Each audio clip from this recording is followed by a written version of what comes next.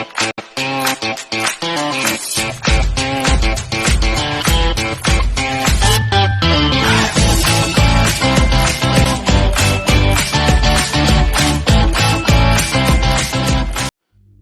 الفارسي هو من بلاد فارس اللي هي إيران حاليا، ونبتدي قصتنا في غزو الخندق سنة 5 هجريا، لما خرج زعماء اليهود قاصدين مكة عشان يقلبوا المشركين على رسول الله، وتعهدوا معاهم انهم يحطوا خطة عشان يتخلصوا من الدين الإسلامي اللي بيهددهم. وحطوا الخطة وهي انه يهجم جيش قريش وغطفان من الخارج، ويهجم بنو قريظة من الداخل على المسلمين، ويطوقوا جيش المسلمين ويهزموهم.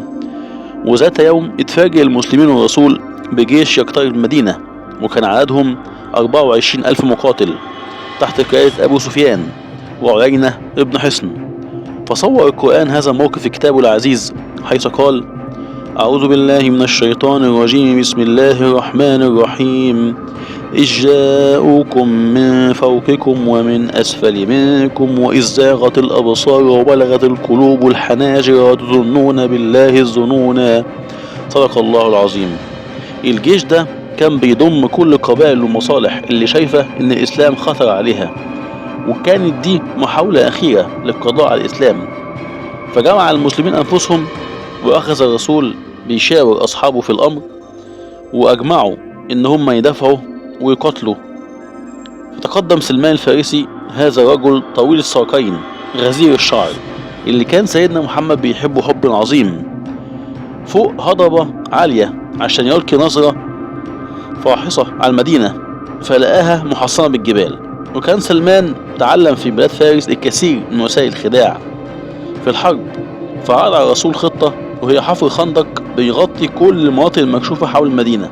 وبالفعل حفروا الخندق، وفضلت قريش عاجزة انها تقتحم المدينة لحد ما الله سبحانه وتعالى ارسل عليهم ريح صرصر عاتية، اقتلعت الخيام بتاعتهم وشتت شملهم، وصاح فيهم ابو سفيان ان هم يرحلوا. وفي اثناء حفر الخندق كان الرسول بيساعدهم في ذلك، وكان سلمان بيضرب الضربة الواحدة يفلق فيها الصخر، الا ان وقفت امامه صخرة، فراح يستأذن رسول الله ان هم يغيروا حفر الخندق ومجرى الحفر عشان الصخرة دي. فذهب رسول الله لمكان الصخرة ورفع يديه الشافتين فضربها، فإذ بالصخرة تشع ضوء عالي، فصح رسول الله وقال: الله أكبر، أعطيت مفاتيح فارس، ولقد أضاء لي منها قصور الحيرة ومدائن كسرى، وإن أمتي ظاهرة عليها. ثم ضربها مرة ثانية، فإذا بالصخرة تشع ضوء مرة ثانية، والرسول يقول: الله أكبر، أعطيت مفاتيح الروم، ولقد أضاء لي منها قصورات حمراء. ثم ضربها مرة ثالثة، فزاد التوهج بتاعها وضوءها، فصح الرسول أخبرهم بأنه يرى قصور سوريا وصنعاء، وإن راية الإسلام سترفرف فوقها. وصح المسلمون قائلين: هذا ما وعدنا الله ورسوله، وصدق الله ورسوله عليه أفضل الصلاة والسلام. وكل ده شهدوا سلمان وهو كان بجانب الرسول. وفي مرة كان سلمان قاعد تحت شجرة قدام بيته في المدائن بفارس، وبيحكي للناس مغامرته، وإنه ساب دين فارس المسيحية وأسلم، وحكى لهم إزاي ساب غنى والده عشان يبحث عن خلاص عقله وروحه، وإزاي اتباع في سور رقيق، وإزاي التقى برسول الله. فسلمان كان من أهل أصبهان من قرية اسمها جي، كان والده بيحبه جدا، وكان سلمان بيعبد النار، يعني كان على الديانة المجوسية. والده كان عنده أرض بعته ليها مرة، فعدى على كنيسة وسمعهم بيصلوا هناك، فدخلها فعجبهم صلاته. بعد كده قال لأبوه اللي شافه، فحبسه لما قال له إن دينهم خير من ديننا. وسلمان كان بيسأل النصارى عن أصل دينهم، فقالوا في الشام، فأرسل النصارى وقال لهم إن هو دخل دينهم، ولما يجي موكب للشام عشان يروح الشام أنا عايز أروح معاكم. وبالفعل كسر الحديد وراح معاهم هاجر للشام.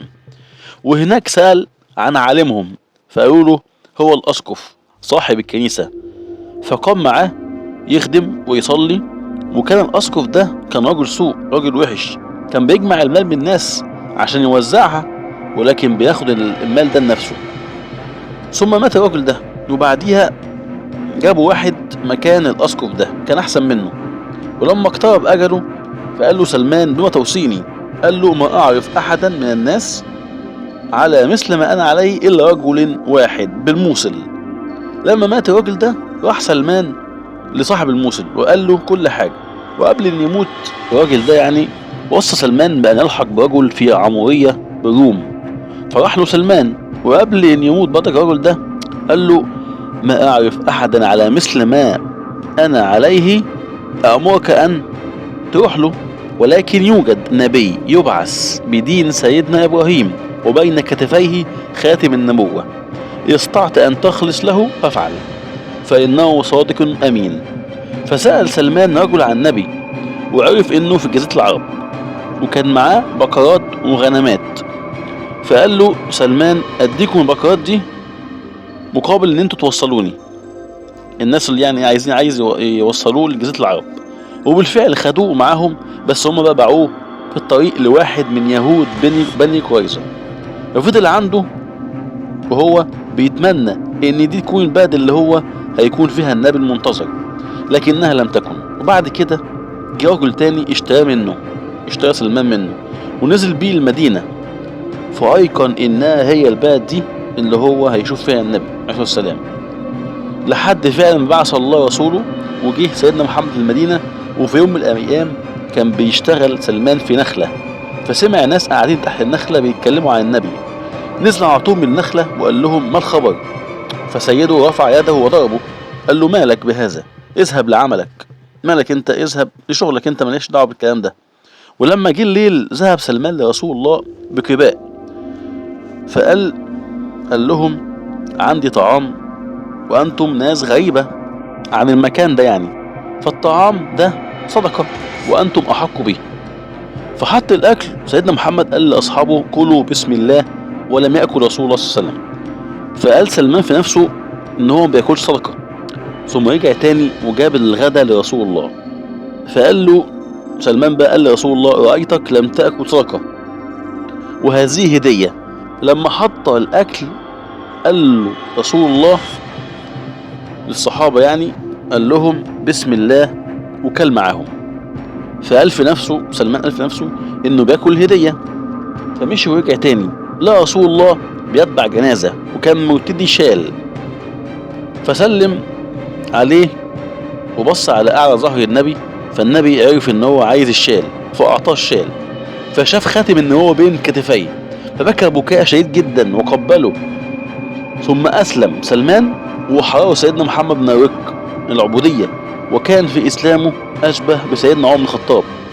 وقعد ايام مع ابي الدرداء، وكان سلمان ياخذ عليه مبالغته في العبادة.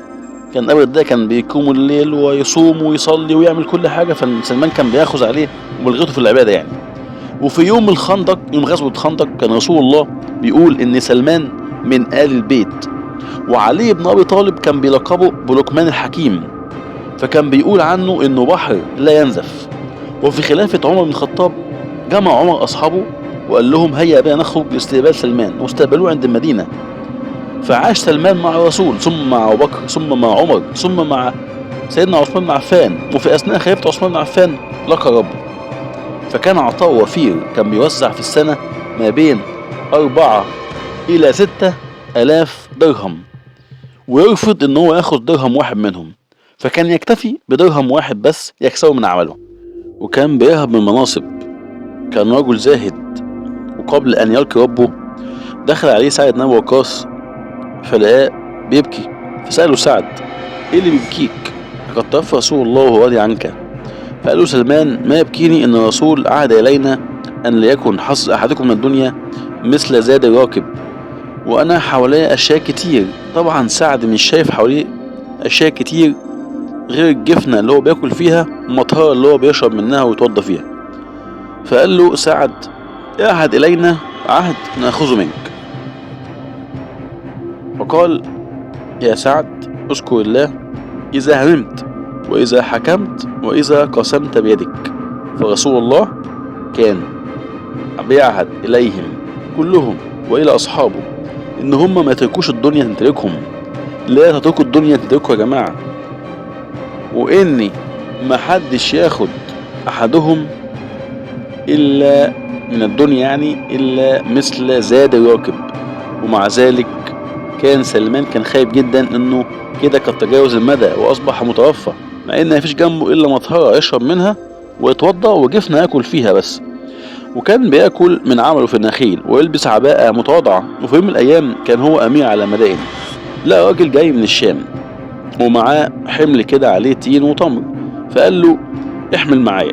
فحمل سلمان معاه، فعدوا على جماعة سلم عليهم، كانوا بيقولوا هم بيسلموا عليه وعلى الامير السلام. طبعا هم قاصدين مين؟ سلمان. الرجل الشامي استغرب لدرجة الناس كانوا بيتقدموا مسرعين عشان يشيلوا عن سلمان الحمل ده اللي هو التين والتمر. فالشامي عالم انه امير المؤمنين، فتأسف الراجل جدا جدا جدا لسلمان، لكنه اصر انه يكمل معاه. وبكده يا جماعة تكون الحلقة انتهت، واللقاء حلقة جديدة وشخصية جديدة ان شاء الله. والسلام عليكم ورحمة الله وبركاته.